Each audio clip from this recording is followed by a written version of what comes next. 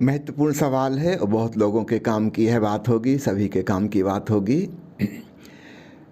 अभी थोड़े दिनों पहले की बात है, एक हमारे मित्र हैं अनुरागी जी दिल्ली में। वे ओशो के बहुत पुराने पुराने ऑडियो प्रवचन जहाँ से भी कहीं से मिल रहे हैं उनको इकट्ठा कर रहे हैं। तो सन 1962 की एक रिकॉर्डिंग उनके हाथ लगी। 1962 में भारत में नए नए टेप रिकॉर्डर आए थे। टेप रिकॉर्डर रखना उस समय लीगल भी नहीं था, इलीगल था, क्योंकि भारत में विदेश की कोई चीज़ लाना लीगल नहीं था।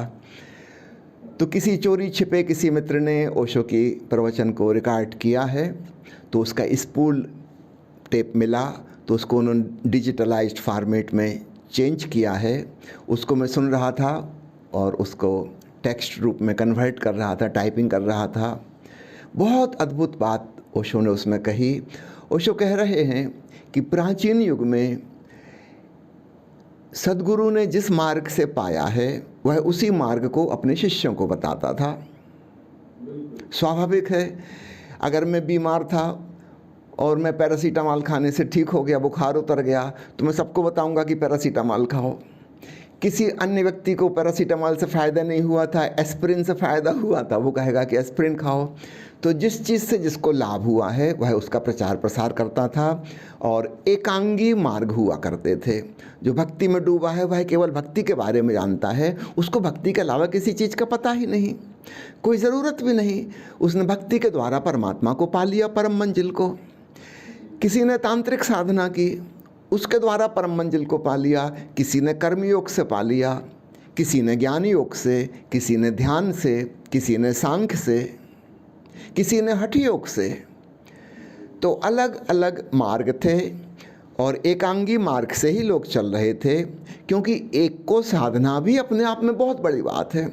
हमारी छोटी सी ज़िंदगी में अगर हम हठ योग ही साध लें तो बहुत बड़ी बात है। दूसरा साधने का तो मौका ही नहीं मिलेगा, कोई ज़रूरत भी नहीं, क्योंकि वह मार्ग अपने आप में परिपूर्ण है। वो हमें वहीं पहुंचा देगा जहाँ से अन्य मार्गी पहुँचे। तो ओशो ने पहले तो यह बात समझाई अतीत की, फिर समझाया आज का युग जहाँ पर यातायात बढ़ गया, ट्रांसपोर्टेशन, जहाँ कम्युनिकेशन बढ़ गया। दुनिया की सारी किताबें अन्य भाषाओं में अनुवादित हो गईं, प्रकाशित हो गईं, छापाखाना आ गया, प्रिंटिंग प्रेस आ गई, यातायात शुरू हो गया, एक देश से दूसरे देश में लोग आने जाने लगे, एक कोने से दूसरे कोने में सब एक दूसरे से परिचित हो गए। पहले पता ही नहीं था कि हमसे भिन्न भी कोई है। ज़्यादा से ज़्यादा हमें अपने गांव का और अपने गांव के आसपास 1-2-4 मील दूर तक क्या हो रहा है बस उतना ही पता होता था। इसके अलावा सारी दुनिया का ज्ञान ही नहीं था। कहीं कोई अमेरिका भी है कि ऑस्ट्रेलिया भी है कि अफ्रीका भी है, पता ही नहीं था। वहाँ कौन सा धर्म चल रहा है, वहाँ लोग कौन सी साधना करते हैं, पता ही नहीं था। तो सब लोग श्रद्धापूर्वक जो मार्ग वे जानते थे उसी पर चला करते थे। दूसरे के बारे में हमें कुछ भी नॉलेज नहीं थी। दुनिया में कहीं कोई ईसाई है कि यहूदी है कि पारसी है। मैं भारत के मध्य प्रदेश के एक छोटे से गांव में पैदा हुआ। वहाँ अधिकांश लोग हिंदू हैं, जैन हैं, तो मुझे हिंदू और जैन के बारे में ही पता। मुझे तो अपने गांव में सिख धर्म के बारे में भी नहीं मालूम था। वहाँ कोई सिख थे ही नहीं, कोई गुरुद्वारा था ही नहीं। तो हमारी नॉलेज बहुत सीमित थी और सीमित नॉलेज की वजह से हम पूर्ण विश्वास के साथ भरोसा करके, श्रद्धा करके अपने रास्ते पर चल पाते थे, क्योंकि हमको पता था this is the only way. अब स्थिति ऐसी नहीं है, हमें सारी दुनिया के बारे में पता है, कहाँ कहाँ अध्यात्म के कौन कौन से रास्ते खोजे गए वो पता हैं, और नहीं पता हैं तो पता हो जाएंगे। और विशेषकर ये टेलीकम्युनिकेशन बढ़ने के बाद, गूगल और इंटरनेट आने के बाद, अब तो छोटे छोटे बच्चों को भी सारी दुनिया की सब जानकारी घर बैठे अपने मोबाइल पर उपलब्ध है। आज हम भरोसा करके ये नहीं कह सकते अब श्रद्धापूर्वक कि बस मेरा रास्ता सही है, क्योंकि हमें पता है दूसरे लोग भी हैं और दूसरे रास्ते से वे भी पहुंच गए हैं। वो भरोसा डगमगा गया। अब कोई व्यक्ति वैसा कट्टरपंथी और रूढ़िवादी और परंपरावादी नहीं हो सकता। एक वैज्ञानिक सोच विचार और चिंतन मनन और बहुत सारी इन्फॉर्मेशन हमारे पास है। अब एक नए प्रकार की साधना पद्धति की ज़रूरत होगी। ये 1962 के प्रवचन में ओशो समझा रहे हैं। उन्होंने उसका नाम दिया है एक समन्वित कंबाइंड साधना पद्धति। उसको उन्होंने नाम दिया है अनेकांतवादी साधना। एकांगी नहीं, सब कुछ समाविष्ट जिसमें हो जाए, ऑल इंक्लूसिव। एक नए प्रकार का रास्ता बनेगा जिसमें कर्मयोग भी है, तंत्रिक साधना भी है, हठ योग भी है, भक्ति भी है, ज्ञान योग भी है, राजयोग भी है, सांख्य भी है। क्योंकि अब हमें चीन के संत लाओ त्सु के बारे में भी पता है, हमें जापान के जैन फकीरों के बारे में भी पता है, हमें मध्ययुग में हुए भारतीय संतों की भी खबर है, हमें ईसा मसीह और हज़रत मूसा के बारे में भी पता है, अरब कंट्रीज़ में हुए सूफ़ी संतों की भी हमें जानकारी है। सबके अलग अलग रास्ते थे। हमें झरतुस्त्र के बारे में भी पता है, वो भी पहुंच गया। सब पहुंच गए और सब एक दूसरे से बिल्कुल भिन्न भिन्न थे। आपस में इनका कुछ भी हम समझ नहीं पाएंगे, कुछ इनमें समानता है।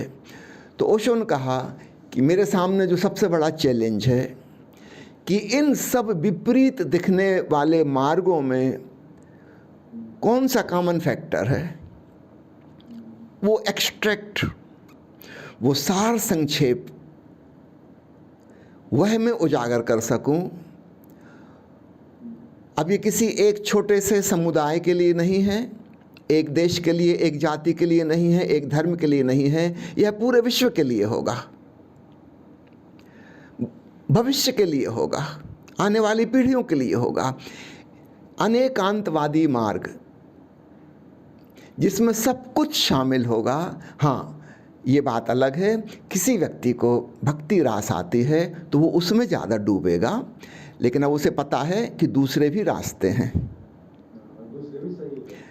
तो मैं अकेला सही नहीं हूँ, दूसरा मुझसे अलग है लेकिन गलत नहीं है। तो कट्टरवादी मन स्थिति नहीं बनेगी।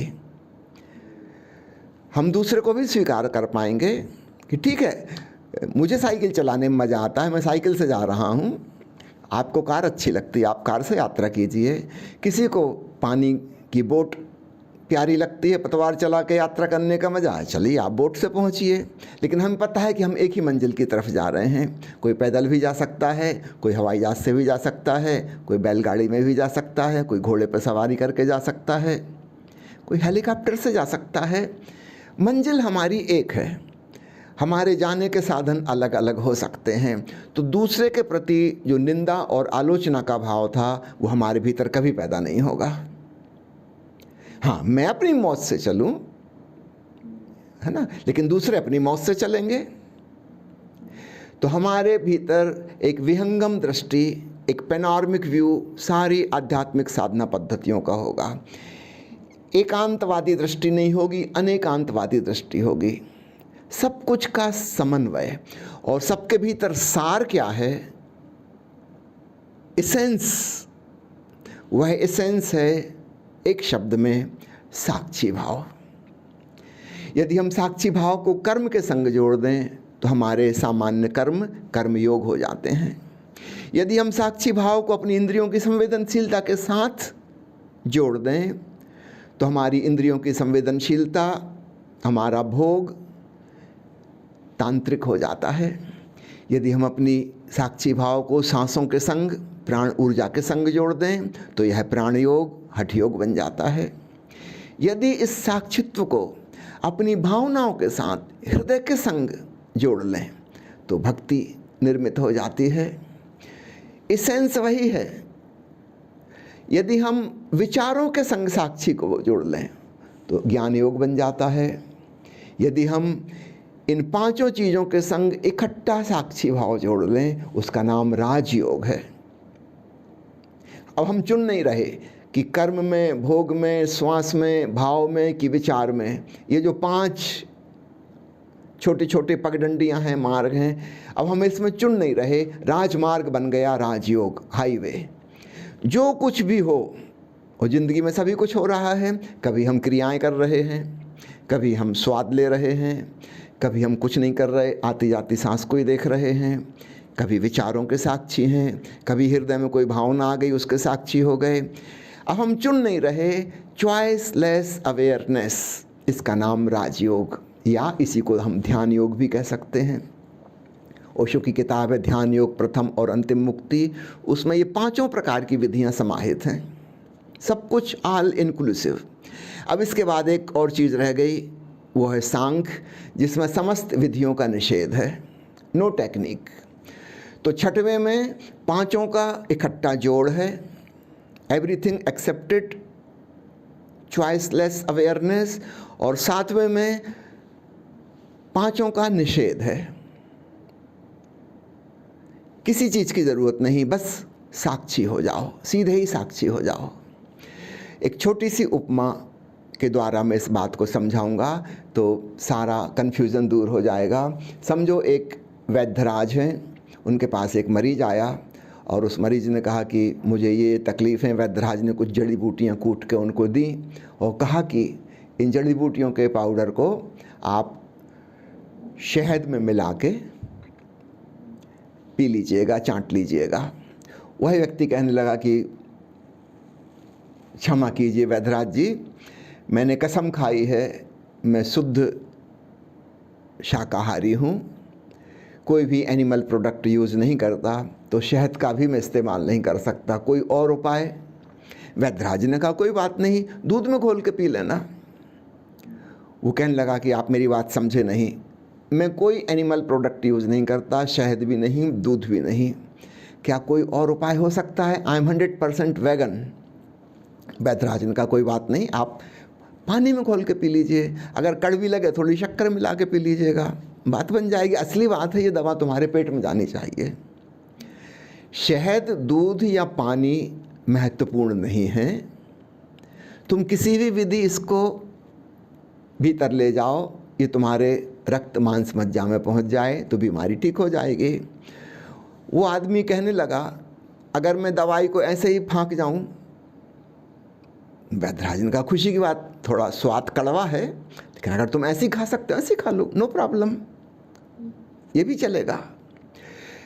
अब इस उपमा से ओशो ने हमको समझाया है कि अलग अलग साधना के जो मार्ग हैं उनमें क्या फ़र्क है। मूल बात वह दवा है जड़ी बूटी, वह है साक्षी भाव, विटनेसिंग कॉन्शसनेस। उसको हम पानी में मिला दें तो पानी योग बन गया, दूध में मिला लें तो दुग्ध योग बन गया, शहद में मिला लें तो शहद योग हो गया। सब में इकट्ठा घोल मेल कर दें, दूध पानी शहद तीनों का मिश्रण, तो राजयोग बन गया। और हम कहें कि हमको ये कुछ नहीं मिलाना, असली बात जब जड़ी बूटी तो हम सीधे ही जड़ी बूटी ग्रहण कर ले रहे हैं, ये फालतू के चक्कर में क्यों पड़े? वैद्यराज कहेंगे बिल्कुल ठीक, परफेक्टली फाइन, सीधे साक्षी भाव में चले जाओ, नो टेक्निक इज नीडेड। ठीक ऐसे ही ये 7 प्रकार की विभिन्न मार्ग हैं, साधना पद्धतियां हैं, और ओशो ने हमें जो दिया है वह इनका कंबाइंड समन्वय रूप, जिसको जो भाए। तुम्हें महावीर भा गए, तुम मीरा की चिंता छोड़ो, मीरा अच्छी लग गई, भूल जाओ कि दुनिया में कभी महावीर भी हुए हैं। एक बार ओशो से किसी ने सवाल पूछा कि आप जब जिस संत के ऊपर प्रवचन माला देते हैं मुझे वही अच्छा लगता है। जैसा आपने सवाल पूछा ना, कुछ ऐसा ही पूछा था कि जब आप ताओ पे बोलते हैं तो लगता बस this is the final, Tao is the climax. आप झेन पे बोलते हैं तो लगता है नहीं, झेन अद्भुत है, सबसे अनूठा है। जब आप बुद्ध पे बोलते हैं, महावीर पे बोलते हैं तो लगता है बस यही सब कुछ है। जब आप जीसस पे बोलते हैं, पाइथागोरस पे, हेराक्लाइटस पे बोलते हैं तो लगता है इनसे असाधारण और कोई भी नहीं, यही मार्ग अपनाने जैसा है। तो मैं बहुत कन्फ्यूज़न में आ गया हूँ, भगवान कृपया बताइए मेरा मार्ग क्या है। ओशो मुस्कुराए, कहा कि मैं तुम्हारा मार्ग हूँ। इनफ फॉर टुडे, आज इतना ही, एक पंक्ति में उन्होंने बात कह दी और प्रवचन समाप्त कर दिया। I am your way. Confusion होने की क्या ज़रूरत। ओशो हमारे मार्ग हैं, और ओशो यानी सब कुछ, ओशो यानी सब कुछ। तो अतीत में जो संत हुए हैं वो एकांगी थे, एक मार्गी थे। जिस मार्ग से उन्होंने पाया था परमात्मा को, वही उन्होंने अपने शिष्यों को बताया। स्वाभाविक रूप से और वे कैसे बता सकते थे। लेकिन पिछले कुछ सदियों से एक नया प्रयोग शुरू हुआ था। रामकृष्ण परमहंस को हम उसका पायोनियर कह सकते हैं। ओशो ने बहुत सम्मान दिया है रामकृष्ण परमहंस को। उन्होंने एक नए प्रकार की साधना पद्धति अपनाई। भक्ति के द्वारा, काली की भक्त थे वे, पूरी जिंदगी भक्ति करते रहे। भक्ति के द्वारा परम शिखर तक पहुंच गए, बस एक स्टेप नीचे तक। परम शिखर तक नहीं पहुंचे, एक कदम और रह गया, उसके आगे वे नहीं बढ़ पा रहे थे, भक्ति में अटक गए थे वहाँ जाके। फिर एक वेदांती सज्जन, संत तोतापुरी उनका नाम था, वो वहाँ आए हुए थे और उन्होंने कहा कि यह मूर्ति पूजा ही अब तुम्हारे लिए बाधा बन गई है, जिसने तुम्हें इतने दूर तक पहुँचा दिया। वो माँ काली ही अब तुमको अटका रही है, अब इससे भी मुक्त हो जाओ। उठाओ एक तलवार, जब माँ काली दिखाई दे, और मूर्ति को भंग कर दो, तोड़ दो। रामकृष्ण कहने लगे ये कैसे हो सकता है, जिंदगी भर जिसे पूजा है, मैं जानता हूं कि वही अटकाव बन रही है। मैं निराकार में, अमूर्त में, निर्गुण में नहीं खो पा रहा काली की वजह से। आप मेरी मदद कीजिए।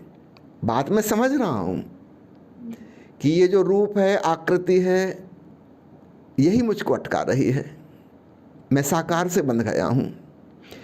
तोतापुरी ने कहा ऐसा करो, जब तुम समाधि में डूब जाओगे और काली माँ के दर्शन होंगे, तो मैं तुम्हारे आज्ञा चक्र पर एक छोटा सा कट स्किन को लगा दूंगा। तो कांच के एक टुकड़े से एक छोटा सा कट उन्होंने लगाया। जब वह दर्द और पीड़ा तुम्हें महसूस हो, तब तुम भी भीतर एक तलवार उठाना और मूर्ति को समाप्त कर देना। वो कल्पना ही है, वो कोई सचमुच की काली थोड़ी है, तुम्हारी ही कल्पना है। लेकिन उस कल्पना का सदुपयोग हो गया। वह विजुअलाइजेशन जहाँ तक पहुँचा सकता था भक्ति के मार्ग से, उसने तुम्हें पहुँचा दिया। अब फाइनल गौणी भक्ति से पराभक्ति में जाना है, मूर्त से अमूर्त में छलांग लगानी है। तुम्हें हेल्प करूंगा तुम्हारी। तो जैसे ही तुम्हें आज्ञा चक्र पे दर्द महसूस हो, यह स्मरण दिला देगा तुम्हें कि अब मूर्ति से मुक्त हो जाओ। और वैसा ही किया गया। रामकृष्ण परमहंस परम समाधि में लीन हो गए, काली माँ से भी मुक्त हो गए। पहली बार पूर्ण निराकार में, महाशून्य में, निर्वाण में प्रवेश हुआ। संत तोतापुरी इसके पहले कि रामकृष्ण समाधि से वापस लौटें, वही जगह छोड़ के चले गए। अन्य लोगों ने उनसे कहा कि आप रुकिए तो सही। तोतापुरी ने कहा नहीं, मैंने स्वयं भी अभी निराकार परमात्मा को नहीं जाना है। मैं वेदांत ग्रंथों का अध्ययन करता हूँ, वेदांती हूँ। शास्त्रों सिद्धांतों का मुझे पता है, थ्योरेटिकल मुझे पता है कि भक्ति कहाँ जाके अटक जाती है, लेकिन मुझे खुद ऐसा नहीं हुआ है। और रामकृष्ण परमहंस जब समाधि से वापस लौटेंगे, वे मुझको गुरु समझकर मेरे चरण स्पर्श करेंगे, यह उचित नहीं होगा। मैं अभी उस स्थिति में नहीं हूँ कि रामकृष्ण परमहंस मेरे पैर छुएं, उनको तो परम समाधि लग गई। अभी मैं खुद जाऊँगा और साधना करूँगा। फिर वे दोबारा कभी वहाँ नहीं लौटे, किसी ने उनको दोबारा नहीं देखा। तो सभी मार्गों के अपने अपने प्लस पॉइंट हैं, नेगेटिव पॉइंट्स हैं। हमें वो सब समझने होंगे।